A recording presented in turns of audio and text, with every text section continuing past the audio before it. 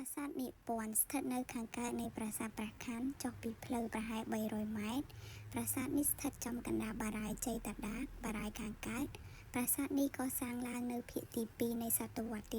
12ដោយព្រះបាទជ័យវរ្ម័នទី7ស្រះកណ្ដាលនៃប្រាសាទនេះតំណាងឲ្យស្រះអនាទេពនៅភ្នំហិនពៀនដែលស្ថិតនៅខ្ពស់ជាងគេលើផែនដីផ្ដល់កំណើតដល់ទន្លេទាំង4របស់ផែនដីប្រាសាទនេះគឺស្ថិតនៅក្នុងស្រះដែលកសាងឡើងដោយមនុស្សមានទំហំ70ម៉ែត្រការ៉េនិងមានស្រះ4តូចៗទៀតនៅជុំវិញប្រាង្គប្រាសាទនៃប្រាសាទមាន7ជាន់ស្ថិតនៅ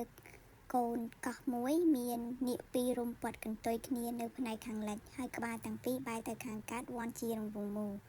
នៅពីក្រោមប្រាសាទនៅខាងកើតនៃប្រាសាទមានរូបសំណាកសេះ